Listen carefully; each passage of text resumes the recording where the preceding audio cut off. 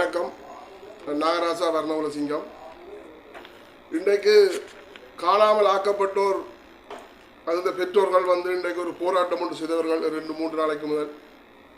அந்த போராட்டத்துக்கு உண்மையின்படி மக்கள் திரண்டிருக்க வேணும்.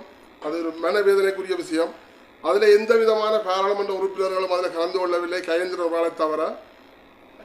இன்றைக்கு கயேந்திரனை தவிர மற்ற பாராளுமன்ற உறுப்பினர்களும் வந்தால் கலந்து கொள்ளவில்லை.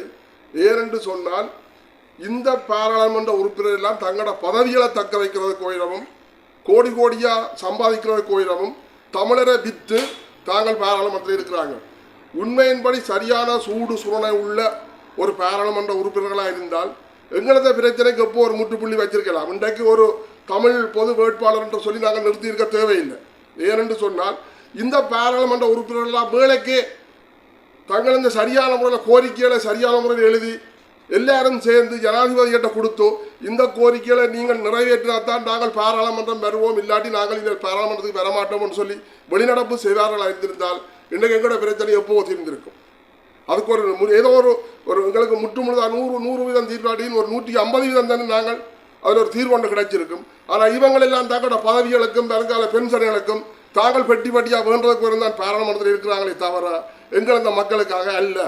இன்றைக்கு சுமந்திரன் ஐயா ஒரு தகவல் சொல்லியிருக்காரு. இன்றைக்கு ஒரு தகவல் விட்டுருக்கிறார். 3 கேள்வி. ஒன்று தமிழ் பொது வேட்பாளருக்கு ஆதரிக்கிறது இல்லை என்று சொல்லியும், அடுத்தது அந்த தமிழ் வேட்பாளர் அரியந்திரன் உடனடியாக இருந்து விலத்த சொல்லியும் இன்னும் ஒரு வசனம் விட்டிருக்கிறார். அதை சொல்றதுக்கு இவருக்கு என்ன அருகதை இருக்கு? இவருக்கு என்ன அருகதை இருக்கு? நீ தமிழர் என்று சொல்றதுக்கு அருகதை இல்லாதால் உனக்கு ஏற்கனவே உனக்கு பட்டங்கள் வந்து ஒதுக்கி வச்சு கிடக்கு. தமிழ் மக்களாலேயே துரோகி பட்டங்கள் அளிக்கப்பட்டு எத்தனையோ புத்திஜீவிகள் இதுகளை அறிக்கப்பட்டிருக்கிறார்கள். திருப்பியும் மானன் ரோசன் சூடு துணை இல்லாமல் திருப்பியும் காய்ச்சொன்னுக்கிறீர்கள். ஏனென்று சொன்னால் வேண்டது பத்தாது. அவர் சொல்றார், காசு வேண்டதுக்கு தாங்கள் மாவட்ட செயலத்துக்கு இன்னும் இதெல்லாம் திருத்தி அமைக்கப்படும், இந்த ரோடு போடும். அதை சரியான முறையில் எந்தெந்த கிராமங்கள், எந்தெந்த ஏரியாவுகள், எந்தெந்த டிஎஸ் பிரிவுகளில், எந்தெந்த கிராம சபை பிரிவுகளில் அதுகள் நாங்கள் அந்த பேர் பட்டியல் கொடுத்துருக்கோம்னு சொல்லி அறிக்கப்படும். வெட்டி வட்டியாக காசுகளை வேண்டி போட்டு நானும் சொல்லுவேன் தானே, எங்கள் அரசாங்க அதிபர்கிட்ட நாங்கள் எல்லாரும் சொல்லியிருக்கிறோம், எழுத்தில் கொடுத்துருக்கிறோம். அதை வெளிவிடணும். சரியான ரோசமுள்ள சரியான ஒரு உண்மையான ஒரு பாராளுமன்ற உறுப்பினர் இருந்தால் அதை வெளிவிடு.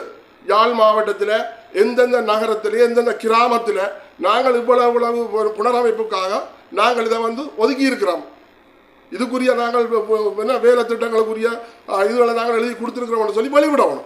சும்மா வாயால் சொல்லக்கூடாது. நீங்கள் எல்லாம் என்னத்துக்கு இருக்கிறீர்கள்? குட்டியை குழப்பி நீங்கள் குளிராக இருக்கிறீர்கள், நாங்கள் இப்படியே கிடந்து செத்து கொண்டான் போகணும். தயவு செய்து அன்றைக்கே சொன்ன நான் தமிழ் பாராளுமன்ற தமிழ் பொது வேட்பாளரை பற்றி யாரும் கதைக்கக்கூடாதுன்னு சொல்லி, உங்களுக்கு அதை பற்றி கதைக்கிறதுக்கு அருகதை இல்லை. நீங்கள் தமிழ் வேட்பாளரை ஆதரிக்கலைன்னா பேசாமல் இருக்கணும். நீ ரணிலுக்கு ஆதரிக்க போறியா, சைத்தியம் ஆதரிக்க போறியா, நீ அந்த பக்கம் போயிடு, எங்கே இருந்தாலும் போய் நக்கு, அதை பற்றி பிரச்சனை இல்லை. தமிழ் பொது வேட்பாளர் அது பொதுமக்களால் வடக்கு கிழக்கில் இருந்து எல்லாரும் சேர்ந்து தான் நியமிக்கப்பட்டிருக்கு. அதை விட்டுட்டு நீ இதுகளை எல்லாத்தையும் பற்றி காய்ச்சல் கூடாது. இதுகளை பற்றி கதைப்பியாக இருந்தால் உனக்கு கடந்த கால வரலாறுலாம் நாங்களுக்கு நார கதைக்க வேண்டி வரும். நீ என்னென்ன செய்த, நீ எங்கே செய்த, நீ எங்கே கிடந்த, நீ எங்கே படுத்துறீங்க எல்லாம் எங்களுக்கு தெரியும். வாகனத்தில் கஞ்சா கடத்துறது எல்லாம் எங்களுக்கு தெரியும். வாகனம் எங்கே பிடிபட்டதுன்னு தெரியும். அப்புறம் நாங்கள் எல்லாத்தையும் கதைக்க வேண்டி வரும். இதுகளை எல்லாத்தையும் விட்டுட்டு நீங்கள் தமிழ் பொது வேட்பாளருக்கு ஆதரவு என்றால் நீங்கள் பேசாமல் இருங்க. உங்களோட வேலையை பாருங்க. நீங்கள் சைத்துக்கு ஆதரவுனா சைத்துக்கு ஆதரவாக கொடுக்கும். அவரை விட்டுட்டு வெளியேற சொல்றதுக்கு நீரா? உனக்கு என்ன அருகதை இருக்கு?